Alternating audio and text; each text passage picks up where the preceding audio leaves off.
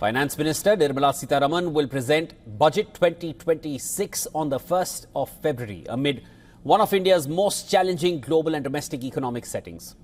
Now, the rupee has fallen from 86 to nearly 91.95 against the dollar. Foreign investors have pulled out over 29,000 crore rupees this month, and employment-intensive sectors are under pressure. Home sales in major metros have dropped 14% and affordable housing is declining while luxury home sales surge. These trends highlight structural fault lines in the economy. Despite these challenges, India is projected to grow 7.4% this year. Budget 2026 presents an opportunity to strengthen economic security and investment despite Trump's aggressive tariff stance. Experts suggest reviving the rupee by attracting foreign direct investment and monetizing idle public sector assets. An India investment summit could bring investors to India, while integrated townships on PSU land could drive urban growth, jobs and consumption.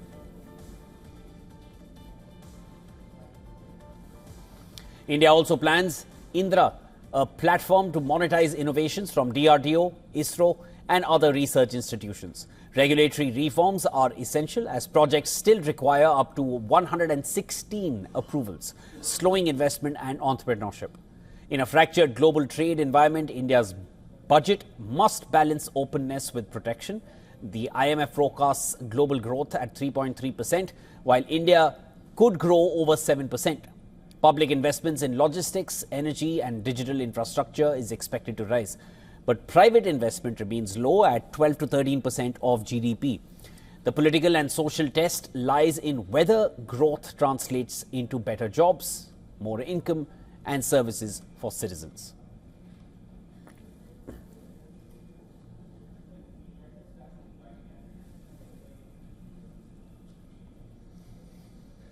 All right, to discuss this further, I'm now being joined on the broadcast by Gaurav Sansanwal, Fellow Chair on India and Emerging Asia Economics at CSIS. Mr. Sansanwal, always a pleasure speaking with you. Thanks so much for making time for us. What can the budget do to restore investor confidence? And this is coming at a time when global uncertainties are only mounting more and more.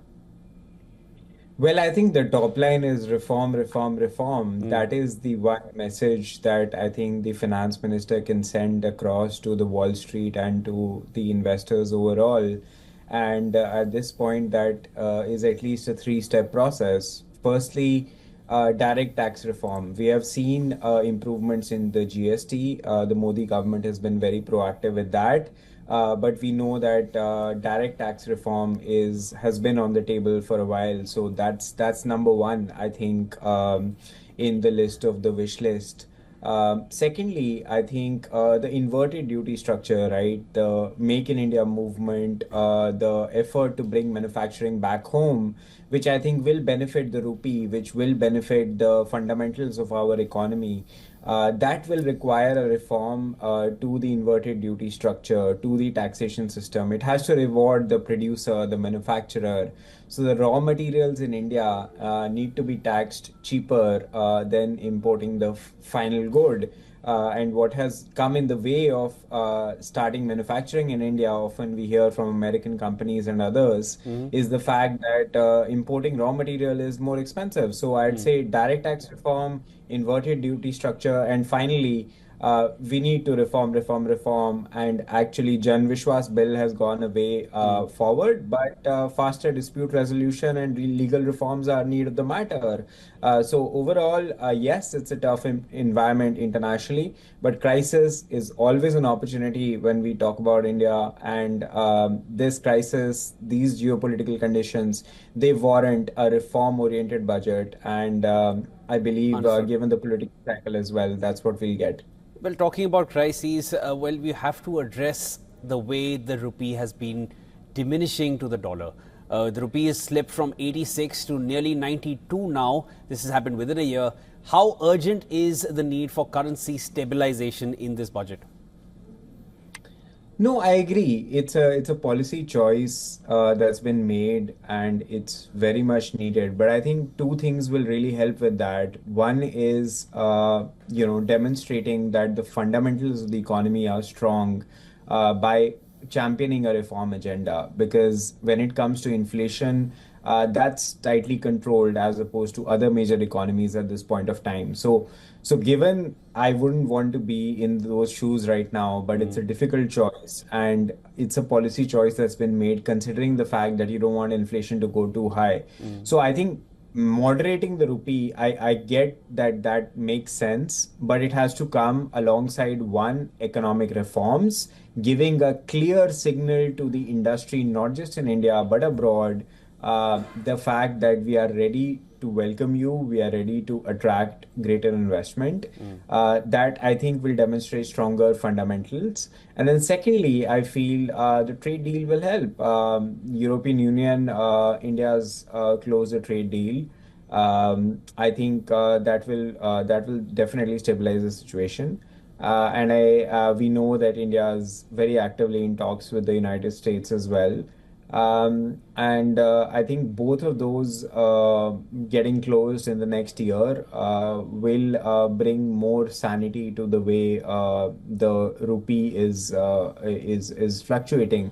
But finally, I think overall the message from my side would be that more reforms will be more forward-looking and a better utilization of the budget moment, as opposed to just doing more social transfers, which while may be tempting politically, but now is the time when there are no major state elections on the horizon, barring a couple this year, Bengal included.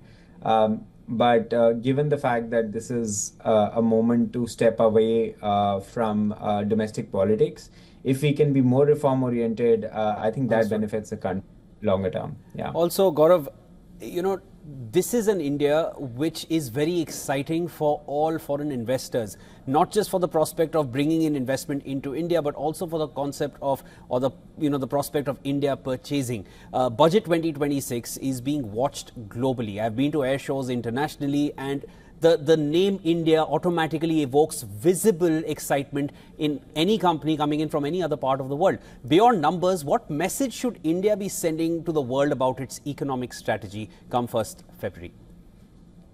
No, I think you've been posting on X, on other platforms, and the India story is out there. But I think two things really matter at this point. One is the fact that Indian states are really eager to follow through on the commitments that they make. Because we've still seen in certain instances where, yes, in Davos and in other platforms, Indian states are more visible. But when it comes to following through on commitments, that's where there's room for improvement. Understood. So one thing is on following through on commitments, but I think majorly on the second level is at the macro level, India continuing to champion reforms, continuing to talk stability. We are talking a world today which is different every single day. You wake up every single day and there is a conflict or a potential conflict in every part of the world.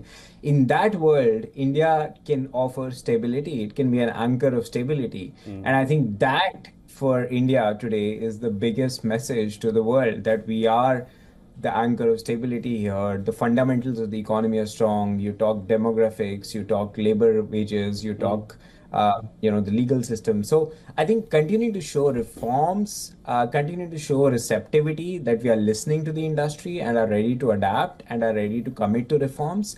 I think that's the message that wins over the world today. And I think there's no other country in the world which is well positioned to execute on that than India. I think that message is very clear. I hear your point, Gaurav. Thanks so much for raising that and ensuring that, while commitments are one point, following through is as important. Budget 2026 is going to be watched worldwide. That was Gaurav Sansarwal joining me from Washington, D.C. Always a pleasure speaking with you, Gaurav. Thanks. Always, Sean. Thanks.